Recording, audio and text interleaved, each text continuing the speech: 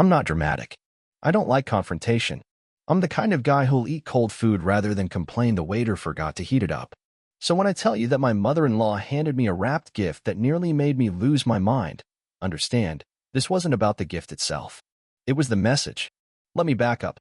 I'm 34. Been married to my wife, Kara, for almost 7 years. We don't have kids yet, but we've been trying for the last 2. I work full-time from home in IT consulting. It's flexible but demanding. Kara works in retail management, which means weekends, holidays, and long shifts on her feet. Because of that, I pick up the slack at home.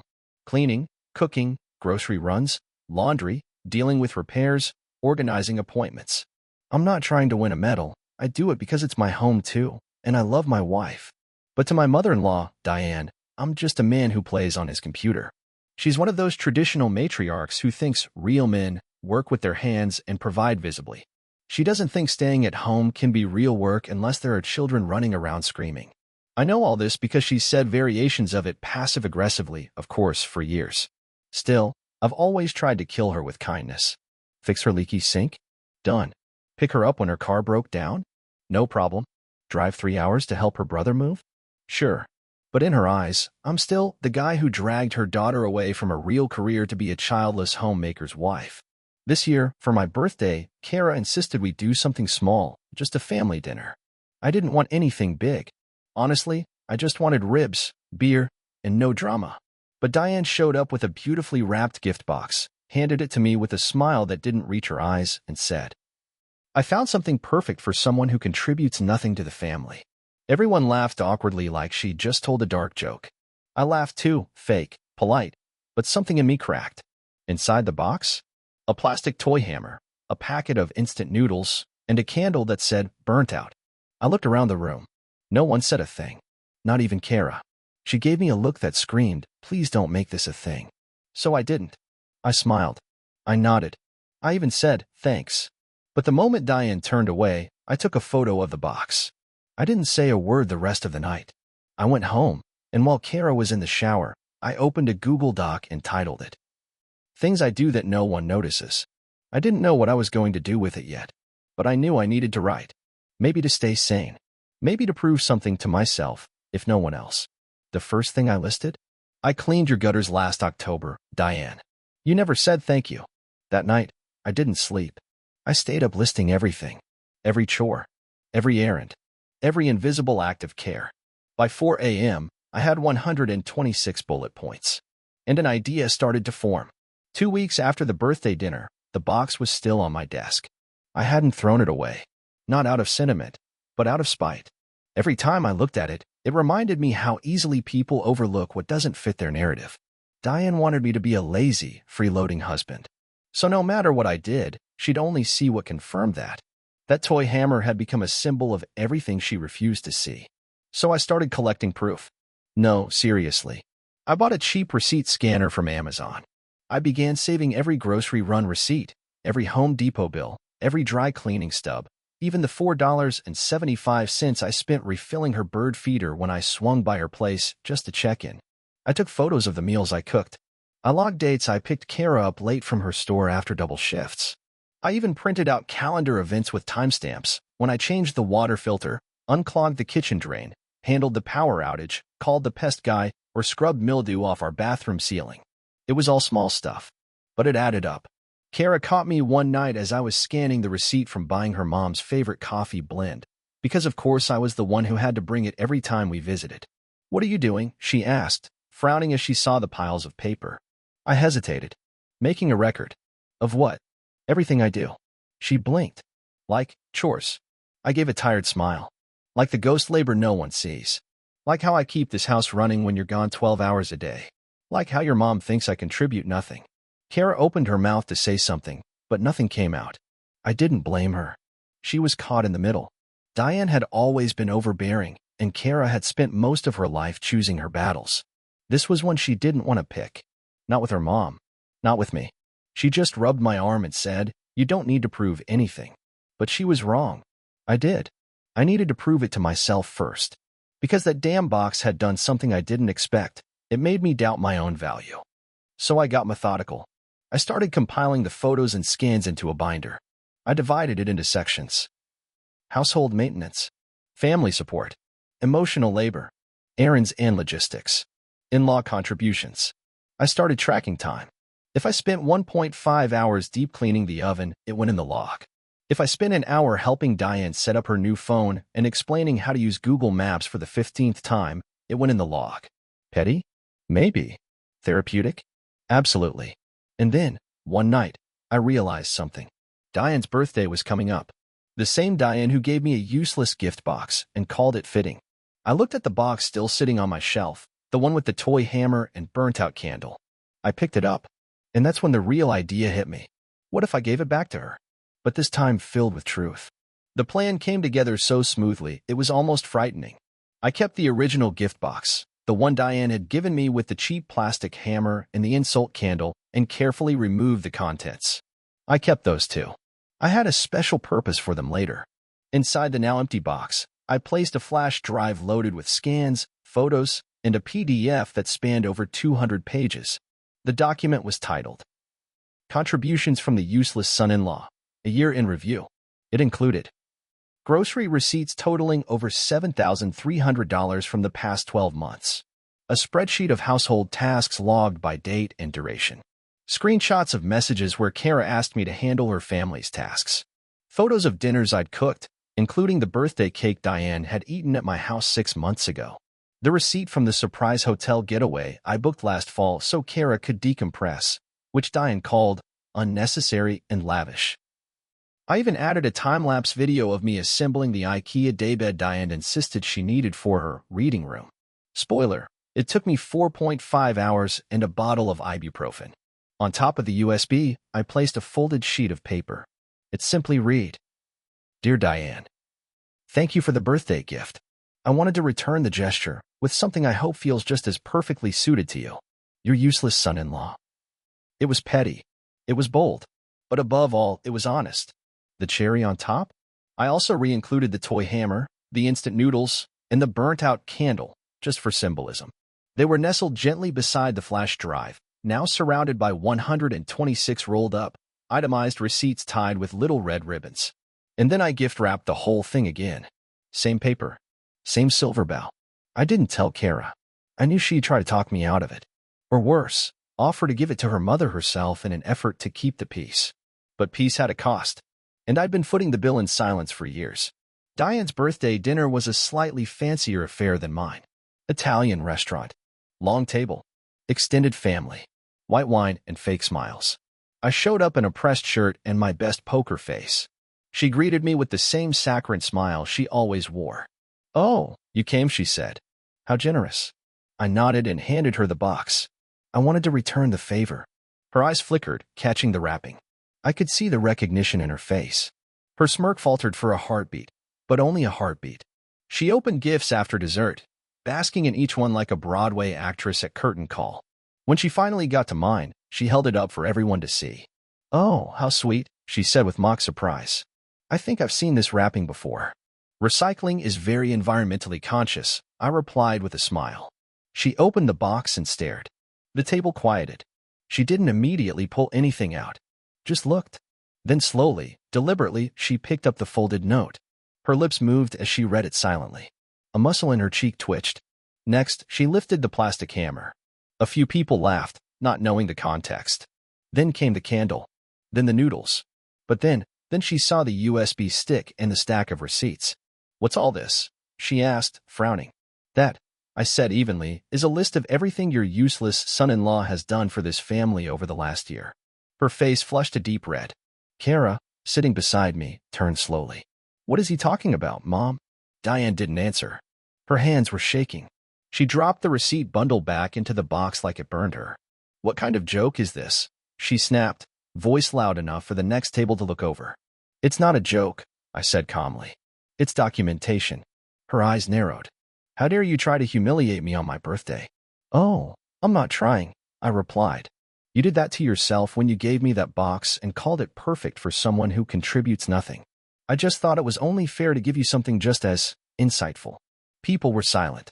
Kara looked like she wanted the floor to open up and swallow her. And then Diane did the most Diane thing possible. She stood up, dropped the box onto the table, and left. No one followed her. Back at home, Kara said nothing for almost half an hour. Then, finally, "You kept all of that?" I nodded. "You really gave her a flash drive?" "With the binder, too," I said. "The whole year." She didn't say I was wrong. She didn't apologize for her mom. She just quietly asked, "Do you think she'll actually read it?" I shrugged. "I don't care." And I meant it. Diane didn't speak to either of us for 3 days. That might sound like a short time, but for a woman who sends good morning bitmojis and passive-aggressive texts like it's her full-time job, it was practically a communications blackout. No chain messages. No invitations to brunch. No unsolicited links to articles about real men providing for their families. Silence. Kara was jumpy, on edge. She kept glancing at her phone like it might detonate. I didn't press her, didn't gloat, didn't say, "I told you she'd lose it." I just made her favorite breakfast, brought her tea while she worked, and kept my headphones in when Diane's name popped up on her notifications. She didn't open them. Not until the 4th morning. We were sitting at the kitchen table. She looked up at me, face unreadable, and said. She finally responded. I paused my playlist. And Kara exhaled sharply and read the message aloud. "I didn't deserve that. I've always tried to support you both. I'm sorry if you felt unappreciated. But airing grievances publicly was cruel and humiliating. You've made your point. I hope you're proud of yourselves." I leaned back. So, no apology. Just wounded pride and guilt tripping. Classic Diane. Kara didn't disagree. She just added, "She called me the next day, you know. Crying. Said you were emotionally abusive. That I've changed since marrying you." I blinked. Since marrying me, or since not putting up with her anymore? She said both. There it was. The moment I'd been waiting for. The test of our marriage. She asked me to come stay with her for a few days, Kara added, then glanced at me. That stung more than it should have. And she reached across the table and squeezed my hand. And I told her no. I told her if she can't respect my husband, she doesn't get access to me, either. I didn't realize how tightly I'd been gripping my coffee mug until she said it. My hand finally relaxed. "You did?" "Yeah." And then I blocked her, for now. I stared at her. "I don't even know what to say." "You don't have to say anything," she whispered. "You've already said enough. You just said it through receipts." It should have ended there. But of course it didn't. Diane was embarrassed. And nothing is more dangerous than an entitled person cornered by the truth. 2 days later, Kara's cousin Sarah texted her screenshots from a private Facebook group Diane ran with some of her church friends. She had posted the gift box photos. Yes, the ones I carefully packed, and called me spiteful, controlling, and a danger to family unity. She said I had weaponized household chores to shame her in front of relatives. There were a lot of pitying, "Oh no," Diane comments. A few less sympathetic ones asking for more context. One comment from an older lady named Bev read, "Wait, did he just give you proof that he does everything around the house and you're mad about it?" Diane didn't respond. But then came the kicker. Apparently, she'd scheduled a family intervention for the following Sunday. Not joking. A full-blown clear-the-air potluck at her house. Extended relatives invited. Kara and I were to be guests of honor. Kara asked if we should go. I asked if it was too late to move to Canada. But then something clicked in me. "No," I said. "We're going." "Seriously?" I nodded. "She thinks she can shame me in a room full of people? Let's give her an audience." That Sunday, we showed up fashionably late. I wore a button-down and the most polite smile I could muster. Kara had on sunglasses and her "don't mess with me" energy. The vibe in the room? Tense. People were awkwardly chatting over casseroles and deviled eggs, pretending they weren't about to witness a domestic showdown. Diane stood when we entered, arms crossed. "Glad you came," she said. "We need to talk." I looked around at the sea of family faces. Some were sympathetic, some curious, a few straight up excited like they were about to see a soap opera live. "Sure," I said calmly. "Let's talk." We stood in the middle of the room, and she launched into it. About how she felt attacked. About how she was just joking with the birthday gift. About how what I did was calculated and mean-spirited. She even implied I'd been emotionally manipulative toward Kara, isolating her from family. I let her speak. When she finally finished, I asked a single question. "Can I show everyone what was in the box?" The room got quieter than a church after a scandal. She hesitated. "What?" "I brought it with me," I said. "The flash drive. Would you mind if I plugged it into your TV?" just so everyone can see what we're really talking about. She sputtered, looking around the room. This isn't about receipts. It is, Diane, Kara interrupted sharply. That's exactly what it's about. And I think everyone here deserves to see the truth before they take sides. Boom. My wife. My MVP. The murmurs started, people shifting uncomfortably. A few nods. Diane realized she was cornered. I think it's best we talk privately, she finally said, shrinking back. No, I said. You made it public. You posted about me. You tried to make me the villain. If you want to lecture me in front of the family, then you're going to let them see the receipts. I held up the flash drive like a lawyer brandishing Exhibit A. Diane didn't say another word. She turned, walked out of the room, and slammed the hallway door behind her. Diane never came back into the room. Her dramatic storm-off left the rest of the family sitting in stunned, casserole-filled silence. A few people awkwardly coughed. Someone's spoon clinked against a deviled egg tray. And then Kara, queen of composure, walked right up to the TV, turned to her cousin, and said, Hey Sarah, can you help me plug this in? 15 seconds later, my flash drive was loaded. The screen lit up with the title slide. Contributions from the Useless Son-in-Law, a year in review. Timestamped.